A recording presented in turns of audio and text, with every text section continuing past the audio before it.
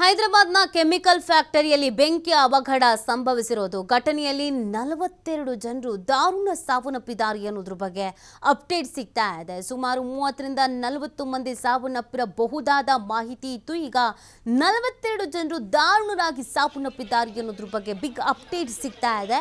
ಈ ಸಾವಿನ ಸಂಖ್ಯೆ ಏರಿಕೆ ಆಗಬಹುದಾದ ಸಾಧ್ಯತೆಗಳು ಕೂಡ ಇದೆ. ಯಾಕಂದ್ರೆ ಕಾರ್ಯಾಚರಣೆಯನ್ನು ನಡೆಸ್ತಾ ಇದ್ದಾರೆ. ಈ ಫ್ಯಾಕ್ಟರಿ ಒಳಗೆ ಸಿಲುಕಿದವರು ಇನ್ನು ಎಷ್ಟು ಮಂದಿ ಇದ್ದಾರೋ ಆ ಮೃತದೇಹಗಳನ್ನು ಅಥವಾ ದೇಹಗಳನ್ನು ಹೊರಗೆ ತೆಗಿಬೇಕಾಗತ್ತೆ, ಅಥವಾ ಕೆಲವರನ್ನು ರಕ್ಷಣೆ ಮಾಡಬೇಕಾಗಿದೆ.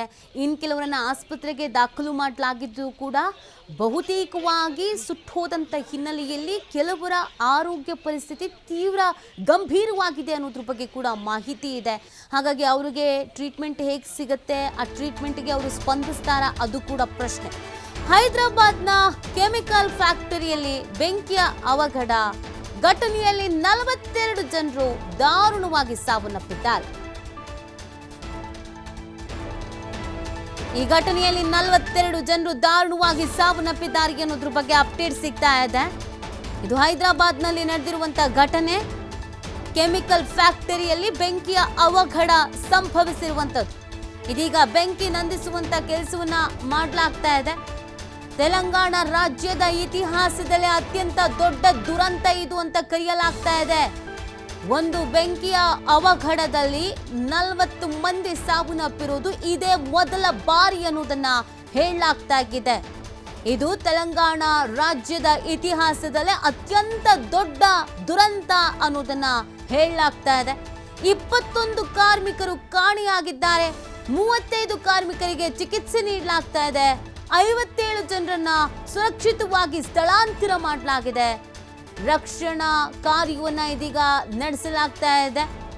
ಇದು ಈ ಭಾಗಗಳು ಏನಿದೆ, ದೇಹದ ಭಾಗಗಳು, ಇದೆಲ್ಲವೂ ಕೂಡ ಕಾಣಿಸ್ಕೊಳ್ತಾ ಇದೆ, ಹೊರಗೆ ಬರ್ತಾ ಇದೆ ಕಾರ್ಯಾಚರಣೆಯ ಸಂದರ್ಭದಲ್ಲಿ ಅಂತ ಹೇಳಲಾಗ್ತಾ ಇದೆ. ಇಡೀ ಬಿಲ್ಡಿಂಗ್ಗೆ ಅಲ್ಲಿ ಬಿದ್ದೋಗಿದೆ ಅನ್ನೋದು ಗೊತ್ತಾಗ್ತಾ ಇದೆ. ಸುಟ್ಟು ಕರಕಲಾಗಿದೆ ಅನ್ನೋದು ಗೊತ್ತಾಗ್ತಾ ಇದೆ.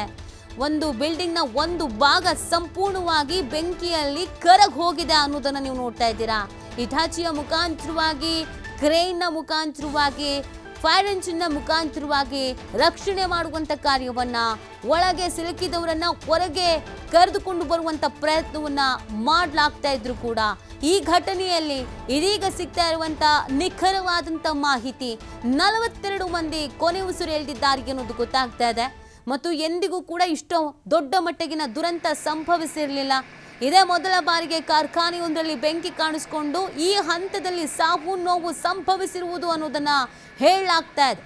ಸಾಕಷ್ಟು ರೀತಿಯಾದಂಥ ಕಾರ್ಯಾಚರಣೆ ಮಾಡ್ತಾ ಇದ್ರು ಕೂಡ ಕೆಲವೊಂದಷ್ಟು ಅಡೆತಡೆಗಳು, ಹಿನ್ನಡೆಗಳು ಆಗ್ತಾ ಇದೆ. ಸುಮಾರು 100ಕ್ಕೂ ಹೆಚ್ಚಿನ ಮಂದಿ ಈ ಕಾರ್ಖಾನೆಯಲ್ಲಿ ಇದ್ರು ಅನ್ನೋದ್ರ ಬಗ್ಗೆ ಮಾಹಿತಿ ಸಿಗ್ತಾ ಇದೆ. ಸೊ ಈ ಘಟನೆ ರಾತ್ರಿ ನಡೀತೋ ಬೆಳಗಿನ ಜಾವ ನಡೀತೋ ಈ ಬಗ್ಗೆ ಮಾಹಿತಿ ಸಿಗಬೇಕಾಗತ್ತೆ. ಅಂದರೆ ನೈಟ್ ಶಿಫ್ಟ್ನಲ್ಲಿ ಇದ್ರು, ಮಾರ್ನಿಂಗ್ ಶಿಫ್ಟಿಗೆ ಬಂದಿದ್ರು, ಇಷ್ಟು ಜನ ಇದ್ರು ಅಂತಂದರೆ ಹೇಗೆ ಕೆಲಸ ಮಾಡ್ತಾಯಿದ್ರು, ಪ್ರತಿನಿತ್ಯ ಎಷ್ಟು ಮಂದಿ ಕೆಲಸ ಮಾಡ್ತಾಯಿದ್ರು, ಇದೆಲ್ಲವೂ ಕೂಡ ಇಲ್ಲಿ ಮುಖ್ಯ ಆಗುತ್ತೆ. ಇನ್ನು ಕೆಲವರು ತಮ್ಮವರನ್ನು ಕಳ್ಕೊಂಡು ಬಿಟ್ಟಿದ್ದಾರೆ. ಅವ್ರ ಬಗ್ಗೆ ಗುರುತು ಸಿಗ್ತಾ ಇಲ್ಲ, ಪತ್ತೆ ಆಗ್ತಾ ಇಲ್ಲ, ಹಾಸ್ಪಿಟ್ಲಲ್ಲೂ ಇಲ್ಲ, ಈಗ ರಕ್ಷಣೆ ಮಾಡಿದವರ ಪೈಕಿಯೂ ಇಲ್ಲ. ಹಾಗಿದ್ರೆ ಈ ಬಿಲ್ಡಿಂಗ್ ಒಳಗಡೆನೆ ಇದ್ದಾರಾ, ಅವಶೇಷಗಳ ಅಡಿಯಲ್ಲಿ ಸಿಲುಕಿದ್ದಾರಾ, ಈ ಪ್ರಶ್ನೆಗಳು ಇದೆ. ಹಾಗಾಗಿ ಇದರಲ್ಲಿ ಕೆಲವರು ಮಿಸ್ಸಿಂಗ್ ಅನ್ನೋದನ್ನು ಹೇಳಲಾಗ್ತಾ ಇದೆ. ಅವ್ರು ಜೀವಂತವಾಗಿದ್ದಾರೋ ಇಲ್ವೋ ಅನ್ನೋದ್ರ ಬಗ್ಗೆ ಕೂಡ ಮಾಹಿತಿ ಅನ್ನೋದು ಸಿಗ್ತಾ ಇಲ್ಲ. ಇದೀಗ ನಿರಂತರವಾಗಿ ಕಾರ್ಯಾಚರಣೆಯನ್ನು ಮಾಡಲಾಗ್ತಾ ಇದೆ. ದೃಶ್ಯದಲ್ಲಿ ನೀವು ಗಮನಿಸ್ತಾ ಇರ್ಬೋದು ಅಲ್ಲಿನ ವಾತಾವರಣ, ಸಿಚುವೇಶನ್ಸ್ ಹೇಗಿದೆ ಅಂತ. ಇದೀಗ ಅಗ್ನಿಶಾಮಕ ಸಿಬ್ಬಂದಿ ಸ್ಥಳಕ್ಕೆ ದೌಡಾಯಿಸಿ ಕಾರ್ಯಾಚರಣೆಯನ್ನು ಮಾಡಲಾಗ್ತಿದ್ರು. ಬಿಲ್ಡಿಂಗ್ನ ಒಂದು ಭಾಗವೇ ಮಗಚಿ ಬಿದ್ದುಬಿಟ್ಟಿದೆ.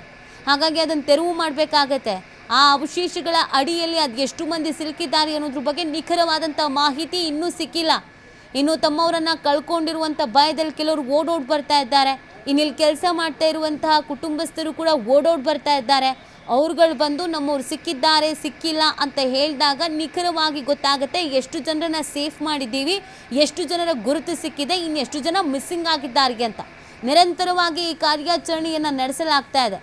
ಈಗಾಗಲೇ 42 ಮಂದಿ ಸಾವನ್ನಪ್ಪಿದ್ದಾರೆ ಅನ್ನೋದನ್ನು ಹೇಳಲಾಗ್ತಾ ಇದ್ರೂ ಕೂಡ ಈ ಸಾವು ನೋವಿನ ಸಂಖ್ಯೆ ಮತ್ತಷ್ಟು ಹೆಚ್ಚಾಗಬಹುದಾದ ಸಾಧ್ಯತೆಗಳು ಇದೆ ಅನ್ನೋದನ್ನು ಹೇಳಲಾಗ್ತಾ ಇದೆ.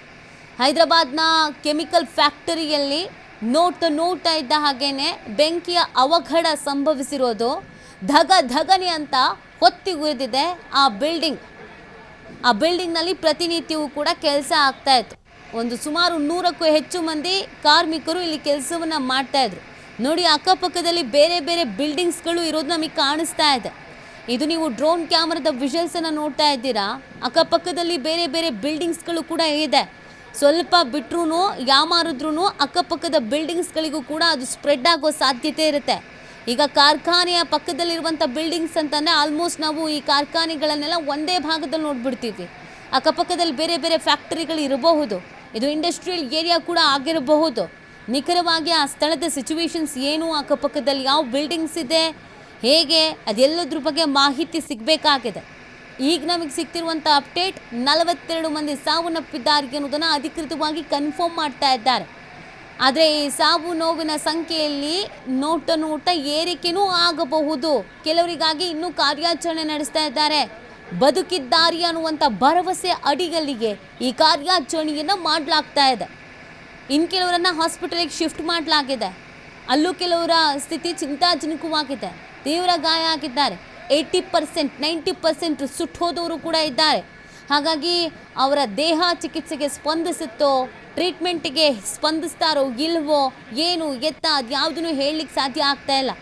ಕೆಲವರ ಸ್ಥಿತಿ ಸೀರಿಯಸ್, ಗಂಭೀರವಾಗಿದೆ ಅನ್ನೋದ್ರ ಬಗ್ಗೆ ಕೂಡ ಮಾಹಿತಿ ಇದೆ. ಹಾಗಾಗಿ ಈ ಸಾವು ನೋವಿನ ಸಂಖ್ಯೆಯಲ್ಲಿ ಏರಿಕೆ ಆಗಬಹುದಾದ ಸಾಧ್ಯತೆಯನ್ನು ನಿರೀಕ್ಷಿಸಲಾಗ್ತಾ ಇದೆ. ಇನ್ನು ಸ್ಥಳಕ್ಕೆ ಈಗಾಗಲೇ ಅಗ್ನಿಶಾಮಕ ಸಿಬ್ಬಂದಿ ದೌಡಾಯಿಸಿದೆ. ಜೊತೆಗೆ ಸುತ್ತಮುತ್ತಲಿನ ಸ್ಥಳೀಯರು ಕೂಡ ಆಗಮಿಸಿದ್ದಾರೆ. ಹೇಗಾದರೂ ಮಾಡಿ ರಕ್ಷಣೆ ಮಾಡಲೇಬೇಕು ಅನ್ನುವಂಥ ನಿಟ್ಟಿನಲ್ಲಿ ರಕ್ಷಣೆ ಮಾಡ್ತಾ ಇದ್ರು. ಬೆಂಕಿಯ ಧಗೆಗೆ ಹತ್ತಿರಕ್ಕೆ ಹೋಗಿ ರಕ್ಷಣೆ ಮಾಡೋದಕ್ಕೆ ಅಥವಾ ಕಾರ್ಯಾಚರಣೆ ಮಾಡೋದಕ್ಕೆ ಸಾಧ್ಯ ಆಗ್ತಾ ಇಲ್ಲ. ನೋಡಿ, ಬೇರೆ ಯಾವುದಾದ್ರೂ ಬಿಲ್ಡಿಂಗ್ಸ್ ಆಗಿದ್ದರೆ ನಾವು ಫೈರ್ ಇಂಜಿನಿಯರ್ ಬರ್ತಾ ಇದ್ದ ಹಾಗೇನೆ ನೀರನ್ನು ಹಾಕೋದ್ರ ಮುಖಾಂತರವಾಗಿ ಕಂಟ್ರೋಲಿಗೆ ತರಬಹುದು. ಬಟ್ ಈ ಕೆಮಿಕಲ್ ಫ್ಯಾಕ್ಟರಿ, ಆಮೇಲೆ ಹಳೆ ಗೋಡಾನು ಈ ಥರದ್ದೆಲ್ಲ ಇರುತ್ತಲ್ಲ, ಅವೆಲ್ಲ ಭಾರಿ ಸಮಸ್ಯೆ ಆಗುತ್ತೆ. ಚಿಕ್ಕದಾಗಿ ಒಂದು ಬೆಂಕಿ ಕಿಡಿ ಹೊತ್ಕೊಂಡ್ಬಿಟ್ರು ಕಂಟ್ರೋಲ್ಗೆ ಸಿಗಲ್ಲ. ಒಂದಾದ್ಮೇಲೆ ಒಂದು ಕಡೆ, ಒಂದಾದ್ಮೇಲೆ ಒಂದು ಭಾಗವನ್ನು ಧಗಧಗಿಸ್ಕೊಂಡು ಹೊತ್ತಿ ಉರಿದು ಬಿಡುತ್ತೆ.